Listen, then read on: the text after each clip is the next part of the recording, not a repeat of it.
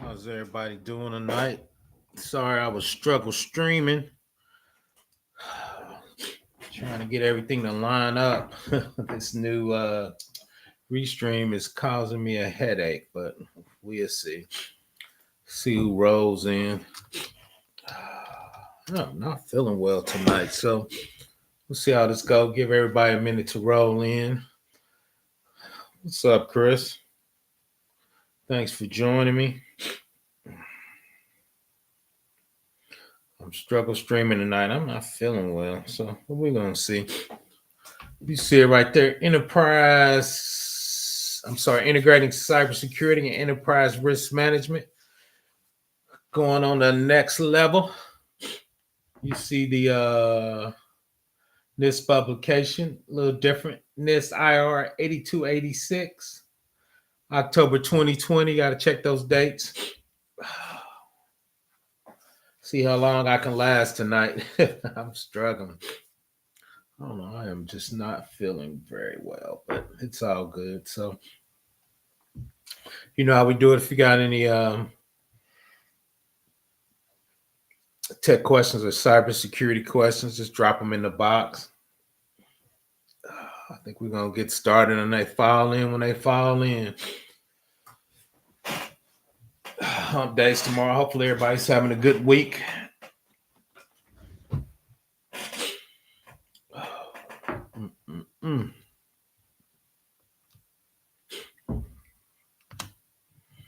I always take the abstract from the NIST documentation.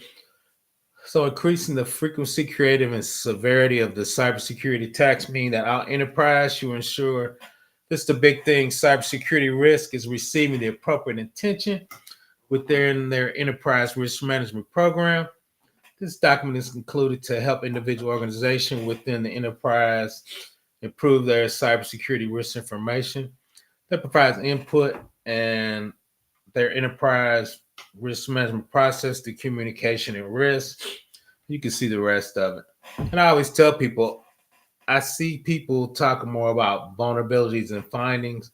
You don't see a lot of companies talking about risk unless you're just super mature, right? Most people just getting their findings fixed, getting their vulnerabilities fixed. We're kind of rolling that up into risk, talking about risk and doing funding about risk because I think is rare. Well, I haven't seen it a ton. I think people are getting better at it. I think LexisNexis, QualSys, Rapid7, they building a lot of stuff inside their tools to help you do that. So I guess from that perspective, it's getting a little better. The big part in here I should put in red is all types of organization, federal, face broad risk, Office of Management and Budget, OMB. It's kind of the oversight when you're talking about NIST and FISMA. So what's the oversight? Then in the middle, managing risk at the levels known as enterprise risk management. It calls for understanding of the core risks that an enterprise facing, determining best how to address those risks and ensuring those necessary actions. In the federal government, ERM is considered an effective agency-wide approach to addressing the full spectrum of organizations' significant risk, combined with the impact of risk as an interrelated portfolio. And this is what I usually see, rather than addressing risk only within silos. So kind of when you talk about up against the debate. Yeah, I forgot the debate was going on. Just check out the replay. I forgot about the debate, casual economist. So I'm not huge in politics, but I'll catch the highlights of the debate. Yeah, I didn't think about that. That wasn't good planning on my part, casual economist. Appreciate you. But what I usually see is most organizations doing it in silos, right? IT's talking about risk and database vulnerabilities, application security, web security, talking about MFAs, right? But then when you're talking about risk, and we'll get to it, risk portfolios, risk management. I got some slides in there where they talk about how they roll that up from division to organization to company wide. A lot of big organizations too are, nationwide companies, even worldwide. I mean, you talk about bigger companies. So Once again, I usually see it done in silos most of the time. So critical risk documents are used to communicate, track risk information for all these steps throughout the enterprise. It's called a risk register. Risk register provide a formal communication vehicles for sharing and coordinating risk activities as input into your enterprise risk management. At the high levels of enterprise structure, those cybersecurity and other risk registers are aggregated, normalized, and prioritized into risk profiles. And we'll dig into those risk profiles. It's defined as OMB 8-123, a prioritized inventory of the most significant risks identified and accessed through the risk assessment process versus a complete inventory of the asset of the risk. And that's when we're talking about different organizations, right? You're talking about the C-suite, the highest level. Then you talk about divisions and department. Each one of those could have their own enterprise risk management responsibility. Then, like we talked about, systems, databases, web server, and app servers roll up into your organizations and those systems. Once again, a division. Then each division usually rolls it up into the C-suite, and that usually a lot of times done by the CFO. Because we got times when you talk about risk, you're talking about money and what that could cost. Man, we got some slides talking about a risk register and talking about money into those particular items. Yeah, I think you're right, casual economist. My numbers might be low today. Usually I don't get huge numbers anyway, so it's all good. Everybody check out the replay. But once again, that's when you start talking about silos. A lot of times when you go down to the organizational level down here at the third level. All right. So then you keep it in silos. You don't run it up to the highest level, which is C-suite, or now is the board of directors. Right now they're talking about it at that particular level. So you see it done in a few places. So when you talk about enterprise level, now identify understanding those core risks facing enterprise, determine how best to address those risks, and ensuring those necessary actions are taken. Right. So a lot of times you usually see it in a PM or a project. Once you get that risk register, then you plan on POAM, how are you going to fix it, scheduling. And a lot of times, once again, is those actions actually have dollar amounts. You might need to upgrade a database. You might need to buy a SIM or something for a particular activity. Talking about MITRE, talking about TTPs and tracking down bad guys. Some of those will have dollar amounts. Requires identify and understand various types of risks that enterprise faces. Once again, OMB considers ERM to be an effective agency-wide access. We're going to look at the playbook, enterprise risk management for federal governments. Then once again, define numerous risks. Once again, we talked about this. Usually I get risk from an IT perspective because, I do IT and cybersecurity.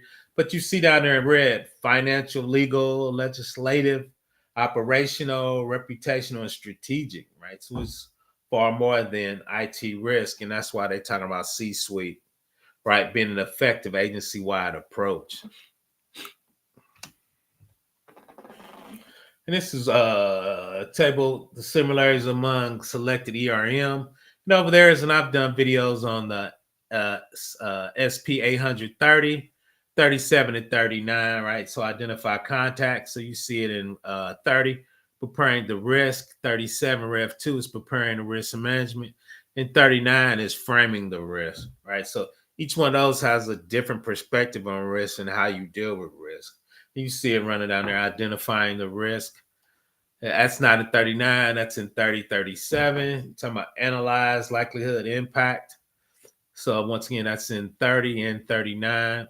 So that's kind of how you map them and how you use each one of those documents stacked on top of each other to help you do an ERM plan, and once again to do an agency-wide risk assessment and kind of getting those figured out and getting those documentations in there.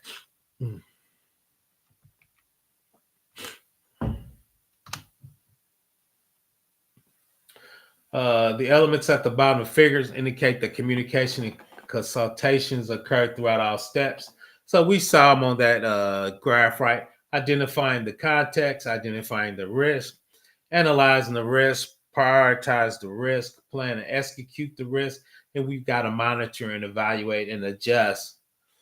All right, things could change. We want to make sure our risk is being lowered, and we're monitoring that. Once again, making sure we don't have any findings, and making sure we're patching, making sure we checking our dashboard to make sure our risk level at certain divisions are at what it should be. Right, that's that monitoring, evaluating, and adjusting to it. So these were what we're talking about here on the ERM playbook.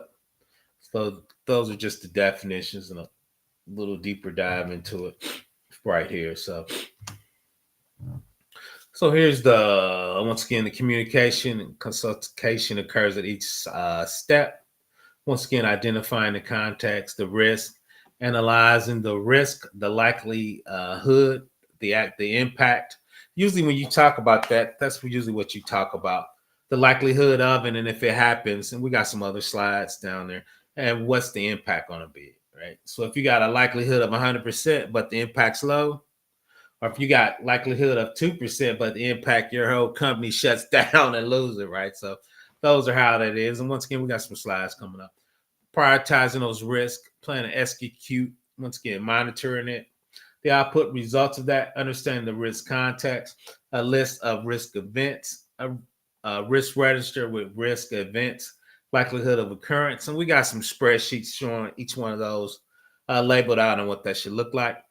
Once again, prioritize the risk register with the key risks are selected for response reporting. The risk response strategies are developed and included in the agency unit. Risk tracker, risk register with the current status of the response strategies for a leadership team. Like we talked about, got to get those dashboards. We're going to talk about Power BI in the future. Kind of get those stuff coming from LexisNexis or Qualysys. Flow that into your Power BI dashboard so your executives can see it, and you can make things turn red, beautiful colors. Right. So let's see what's the gap between those two. We're going to show figure 3 highlights the flow of information, the conditions cybersecurity risk data to better align with the enterprise risk. The organization should use a cybersecurity risk register for the following risk management. Once again, we saw it in that sheet. Aggregate risk from adversary threats and system failure. Normalize information across organizational units to provide senior leadership with information. Prioritize operational risk response activities by combining information with the enterprise mission and, like we talked about, budgetary guidance to implement the appropriate response. Because a lot of times it's going to cost money. What's up, Ty?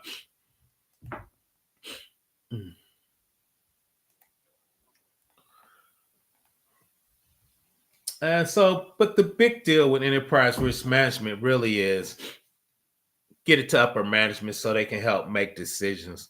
A lot of times, I think those risks in the old days were just buried in IT, right? And you didn't flow it up into business functions and what priority are those business function rate in the organization. We talked about that, right? Business impact analysis, rate your functions. Then those functions will tell you what the priority. Then you could say um, if that business function has a risk, what's the ranking in the organization, right? So that's how those two come together and kind of how you can operate those. And you see it there's enterprise level, organizational level, and system level. So at the system level, resource allocation, risk treatment, and risk treatment reports. And the organizational level, risk profile, risk treatment reports, risk treatment aggregation, and resource allocation. Now, at the enterprise level, you update the risk register, aggregate and normalize priorities, and the risk profile. And once again, we got some documents coming up showing spreadsheets with the risk profile in there, the risk register, and how that rolls up into it. But once again, a lot of times people ask me, how do I handle a lot of things? I start at the system level, then kind of roll it up to the enterprise. What would that be? Rapid 7 scan, Qualysys scan, right? Those going to give you findings and gaps.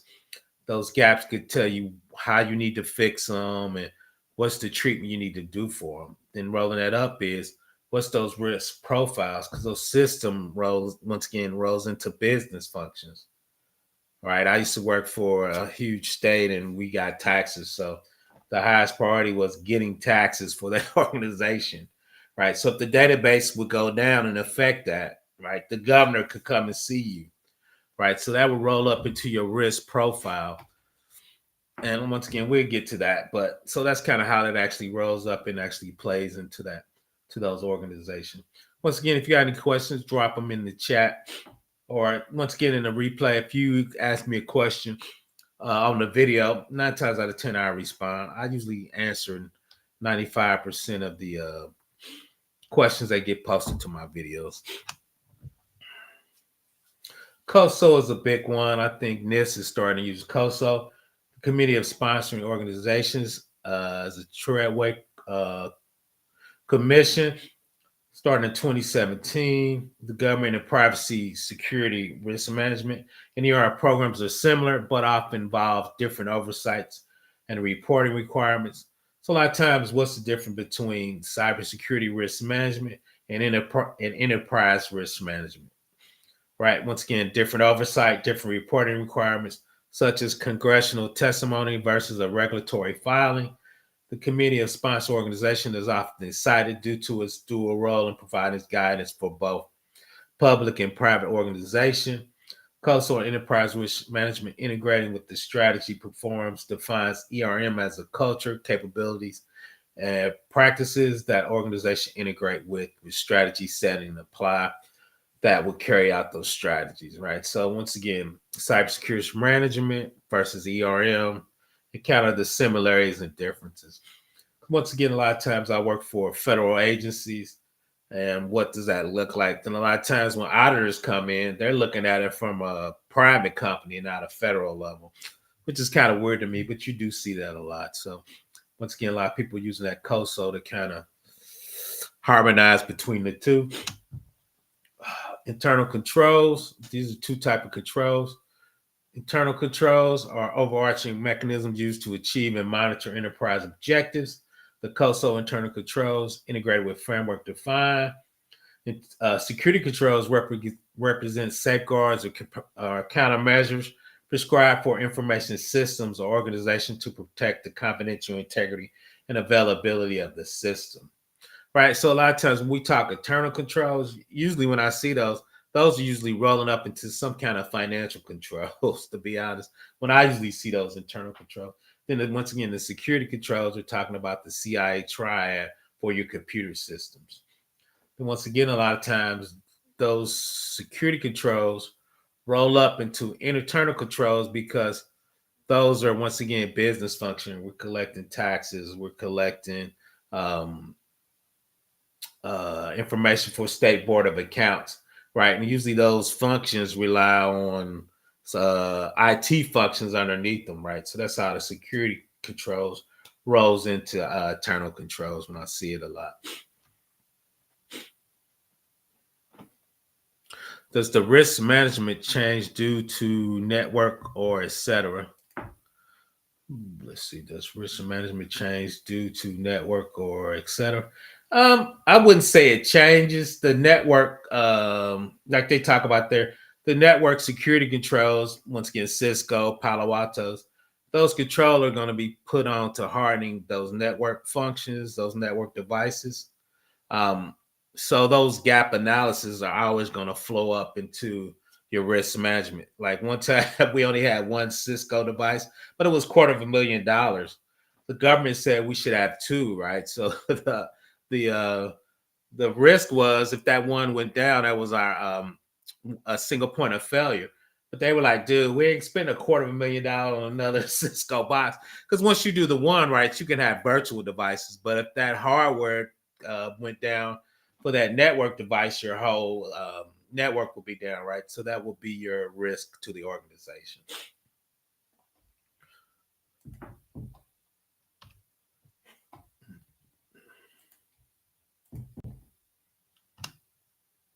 Here you see a notional risk register. Right there, we see it filling in. You got the priority, risk description, risk category. Like we talked, the likelihood of it happening, the impact. So those are usually when I usually talk risk, I usually talk the likelihood and impact. The exposure rating, the risk response type. We talked about this. The risk response cost. How much it's going to cost us, the owner and the status of it. I think we've got one notionally filled out. So these are the particular definitions for each one of those. You see it. So the priority, once again, description, brief explanation, the category. The two big ones, though, right? Current assessment, the likelihood, an estimation of probability before any risk response. This scenario will occur on the first iteration of a risk. This may also be considered the initial assessment. The current assessment impact analysis of potential benefit or consequence that might result from this scenario if no additional response is provided. On the first iteration of the risk cycle, this may also be considered the initial assessment. So let's get going. I think shortly we'll show one filled out at the end. Cybersecurity identification of the mission supporting the asset, uh, termination of potential threats that might jeopardize the confidential integrity. A lot of that's going to come from your MITRE for yours attack. And we talk about the daily briefing. So it tells you kind of what the most novel attack is going on, SQL injection, or if once again, CASES or something big is happening, right? That might, not might, but that would shoot up the risk if you have that particular software as service running, right? Consideration of vulnerabilities of those assets and evaluation for potential consequences of those risk scenarios. Once again, you have qualitative analysis and quantitative. You see right there in the quantitative, they usually go to this 830, describes a semi-quantitative assessment.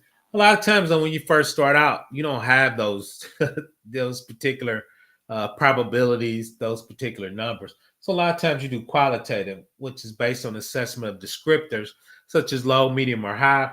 The scale can be formed or adjusted to the suite of the circumstance, or different descriptions may be used for different risks. Right. So a lot of times you just tell the executives because they're familiar, rank your top business functions, right? And a lot of times it'd be like, this makes the most money, or this is the governor's pet project, or this actually feeds into this other one, right? So they kind of give you low, medium, high from their business perspective.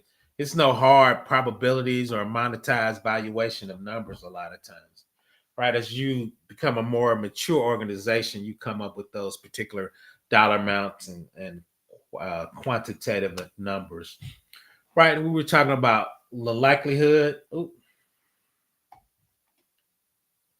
the likelihood versus the impact at the bottom. So if you have a very high likelihood but a low impact, so you see it if you got a very high likelihood and a very high impact, right? So you see those two are red, then it goes to pink, then it goes to moderate, right? So you kind of put those together as you come up with your risk register and your risk profile for an executive. So this is kind of one of the matrices you use to kind of come up with that. Shout out to my man Larry. What's going on? Glad you could join me. I guess I went up against the debate tonight, the presidential debate. So I guess I didn't plan out my videos. So everybody come check out the replay. But once again, this is one I use a lot, the likelihood versus impact. A lot of times you can get the likelihood from your CVE scores, your vulnerability scans, what's your high tech. Then the business will tell you what the impact of if that database went down, or that web server went down, or that app server went down to the organization. So they give you the impact, right? So that's kind of how you come up with those two. I am struggling today. I don't know if I'm getting sick. It was super cold here. These are standard descriptions for negative cybersecurity risk and what can you do. Usually accept, transfer, mitigate, or avoid. One of the transfers you see right there is cybersecurity insurance. I see that a lot now. People asking for cybersecurity. If you've been on RFPs or RFIs, or you're doing work with other vendors, they want you to have cyber insurance in case you get them hacked. So you see that a lot. Then the other big one is preventative, deterrent. detective and corrective and compensating controls, right? Applying security controls to reduce your risk exposure. So those are kind of the ones you see from that preventative, deterrent, detective, corrective, and compensate. Weird thing is I'm studying for the CISP, so you get a lot of questions on those. Is it preventative, deterrent, detective, corrective, or compensating?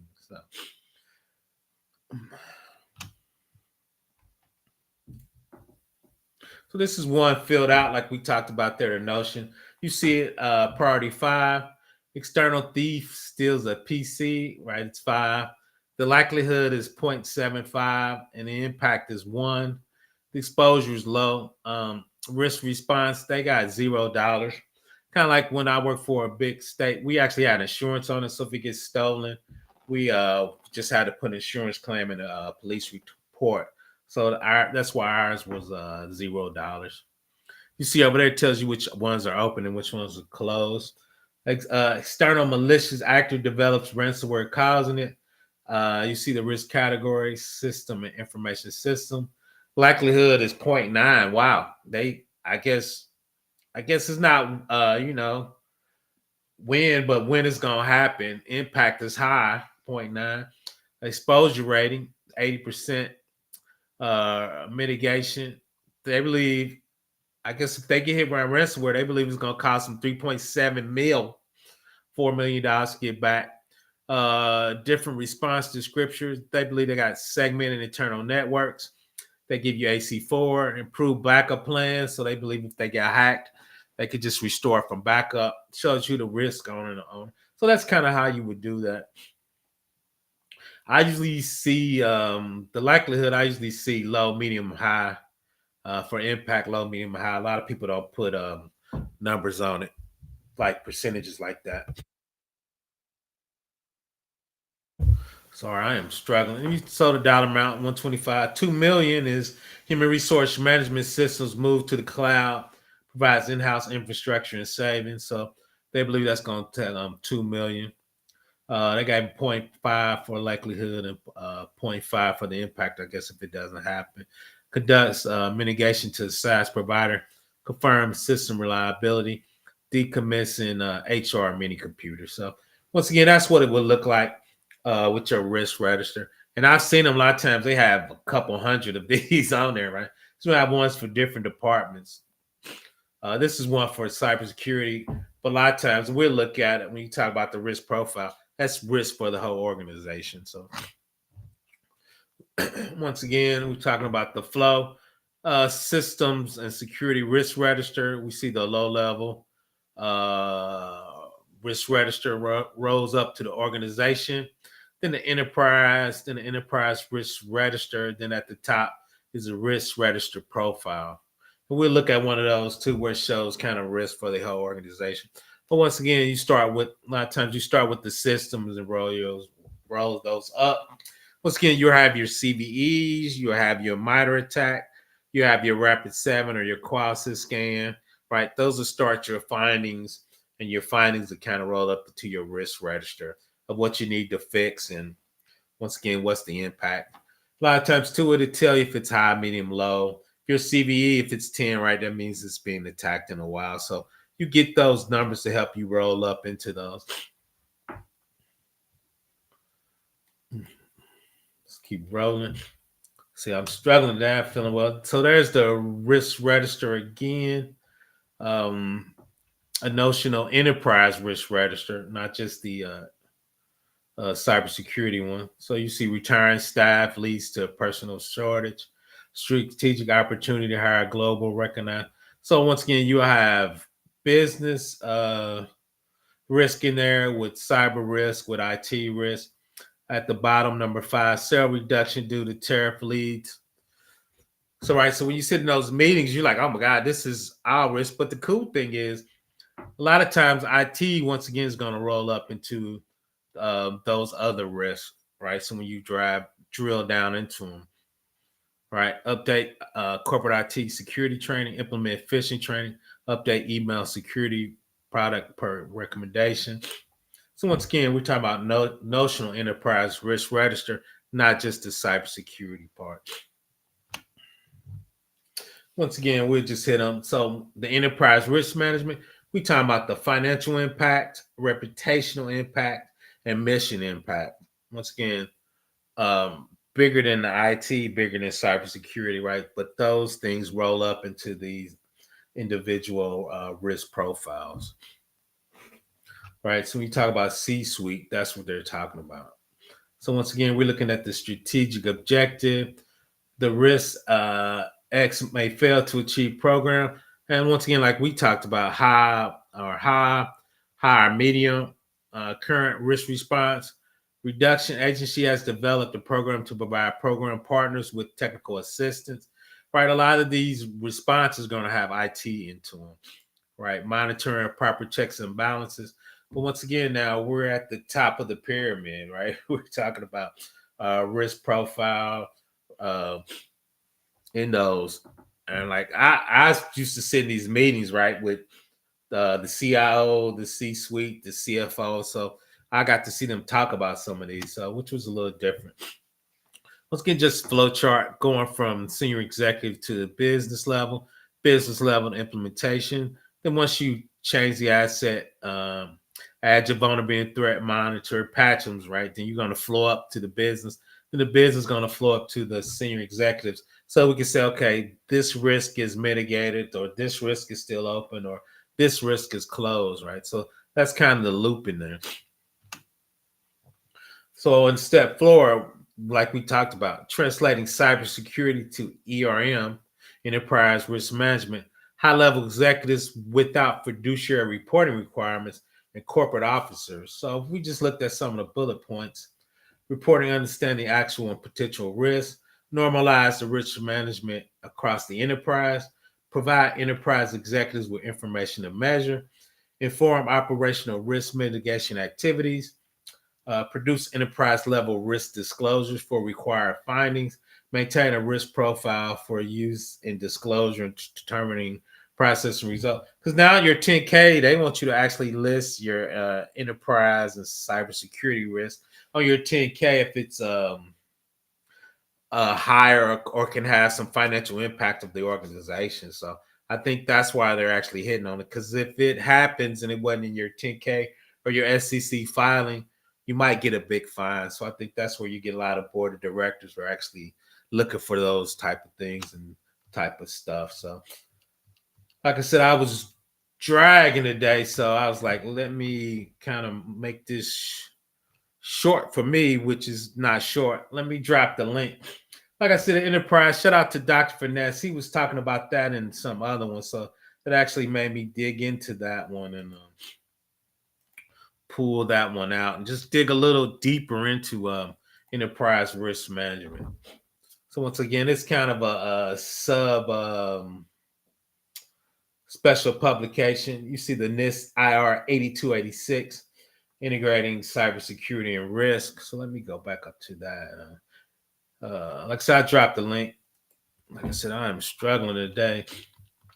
So once again, this was kind of a just a little deeper dive into it. Like I said, uh, one of the NIST publications I haven't really dug into. Once again, is integrating cyber risk with enterprise risk management, October 2020. But the thing is, you saw that, which I've done videos 30 to 37, right? So those actually roll up into there. But this gets a little more detailed into that, into the enterprise risk.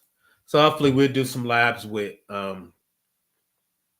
coming from Rapid 7, coming from Nexus, coming from Qualys, taking those findings, putting those on dashboards, taking those dashboard risk numbers and putting some colors around it for your dashboard so executives can know um, this database is high risk or this database is not patched. And once again, from an enterprise risk and a risk profile, right? And we talked about this. That database goes to a business function. If that's business function is a high priority within those organizations, right? So that database relates to that business function. So that business function would go red, meaning it's at a high risk, and it's a high priority for the organization to do that particular business function activity. So I think that's where you see them mixed. And from an IT perspective, like we talked about, we want to get out of the silos and run it up to enterprise level once again, especially from the C-suite and board of directors, so everybody can understand what risk is going on within the organization, right? So I just kind of wanted to touch on that and see how everything was going up. So if you have any questions, put them in the chat or in the put any IT or cybersecurity questions in the chat. If you want to come up, I'll hang out for a little while. I think I'm going to bed. I am not feeling well for some reason. It was super cold here today, and I think I tried to walk in the morning when it was like 55. I don't know if I caught some, but this weather changing is just tearing me up for a minute. So, but we'll see. We will see.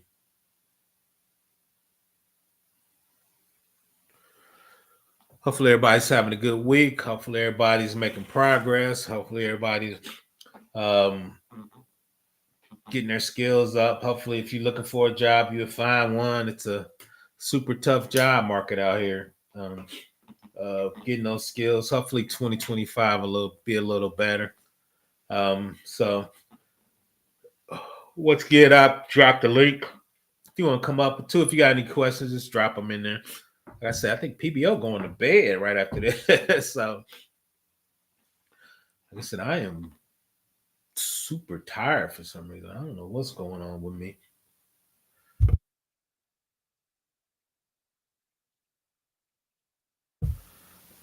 I don't know if it's hay fever. They said pollen count is pretty high, but I don't know what's going on with me.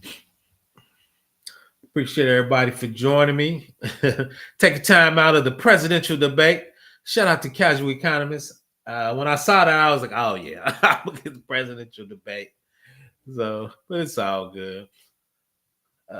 Once again, I'm going to hang out for about 5 more minutes. Anybody got questions, or if anybody want to come up, or if anybody wants to ask me an IT or cybersecurity questions, any one of those, like I said, in there, on there. I got a gnat in this room. It's getting on my nerves. I have to get it.